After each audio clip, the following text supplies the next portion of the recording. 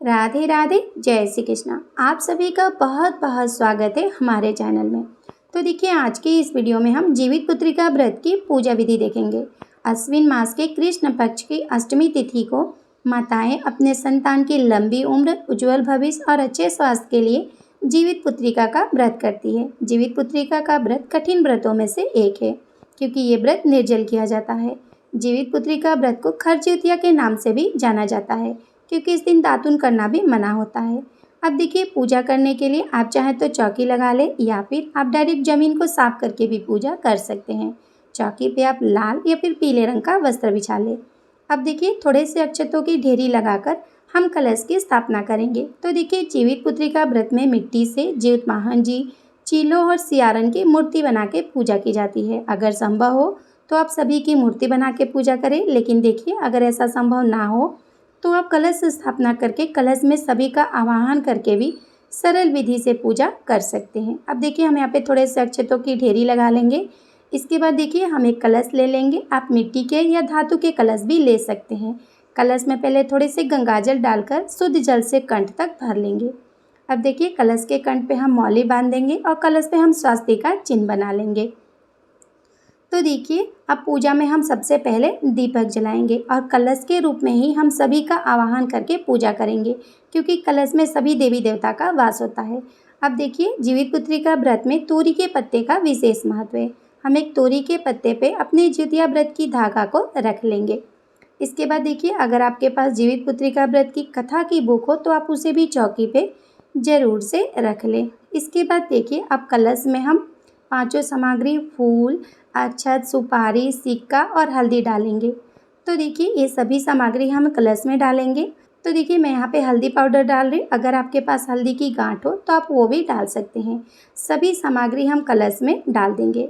इसके बाद देखिए, जीवित पुत्रिका का व्रत संतान के लिए किया जाता है, तो संतान से संबंधित आप कोई खिलौना भी चौके पे जरूर से रखें। इसके बाद देखिए, अब हम हाथ जोड़कर जीवित वाहन जी का, गणेश जी का, चील्हों और सियारन का, सभी का हम कलश में आवाहन करेंगे कि मैं आपकी पूजा कलश के रूप में करी, आप मेरी पूजा को स्वीकार करें। इस तरह से पहले हम हाथ जोड़कर सभी का कलश में आवाहन करेंगे।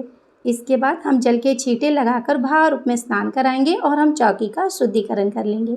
अब देखिए, हम कलश के रूप में सभी का पूजन करें तो हम कलश पे 5 तिलक कर देंगे। तो आप रोली से कलश पे 5 तिलक जरूर से कर दें। इसके बाद हम फूल अर्पित करेंगे और देखिए, कलश के कंठ पे हमने वस्त्र रूपी कलावा पहले ही बांध रखा है। अब हम भोग लगाएंगे। तो देखिए, जीवित पुत्रिका व्रत में काले चने का विशेष महत्व है, तो हम यहाँ पे काले चने का भोग लगा देंगे। इसके साथ ही देखिए, आपके यहाँ जो भी बना के भोग लगाया जाता है, आप वो भोग भी जरूर से लगाएं। आप फल का, मिठाई का, जो भी भोग लगाना चाहें आप वो भोग लगा सकते हैं, पर विशेष रूप से काले चने का भोग जरूर से लगाएं। अब थोड़े से काले चने हम कलश में भी डाल देंगे। इसके बाद हम पूजा में यथाशक्ति दक्षिणा रखेंगे, ताकि जाने अनजाने यदि हमसे कोई भूल चूक हुई हो तो वो क्षमा हो जाए। इसके बाद देखिए, हम एक लोटा जल ले लेंगे। हाथ में थोड़े से हम काले चने लेकर जीवित पुत्रिका व्रत की कथा और महात्म को सुन लेंगे। तो आप कथा जरूर से सुने। कथा सुनने के बाद हमने जो हाथ में चना लिया है वो थोड़े से हम कलश में डालेंगे। बाकी जल के लोटे में डालकर हम चंद्रमा को अर्घ दे देंगे, क्योंकि जीवित पुत्रिका व्रत की पूजा शाम के समय की जाती है। इसके बाद देखिए, अब हम प्रेम पूर्वक आरती करेंगे। तो कलश के रूप में हमने सभी का पूजन किया है, तो हम प्रेम पूर्वक कलश की आरती करेंगे। आरती के बाद हम 2 बार जल को घुमाकर आचमनी करेंगे और अपनी पूजा को पूर्ण करेंगे। पूजा के बाद हाथ जोड़कर हम पूजा में हुई भूल चूक के लिए गणेश जी से, जीवित वाहन जी से, चीलों और सियारन से हाथ जोड़कर क्षमा याचना करेंगे और अपने संतान की लंबी उम्र, उज्जवल भविष्य और अच्छे स्वास्थ्य के लिए प्रार्थना करेंगे।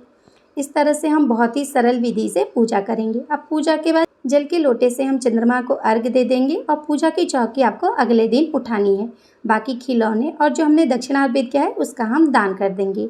दूसरे दिन हम भोग प्रसाद सभी में बांट देंगे। इसके बाद देखिए, हमने जो तोरी के पत्ते पर जीवित पुत्रिका व्रत का धागा रखा है उसको हम पहले अपने संतान को यानी अपने बच्चों को पहनाएंगे। इसके बाद हम स्वयं धारण करेंगे। तो देखिए, इस तरह से आप बहुत ही सरल विधि से बिना मिट्टी से मूर्तियाँ बनाए भी जीवित पुत्रिका व्रत की पूजा अर्चना कर सकते हैं। राधे राधे, जय श्री कृष्णा।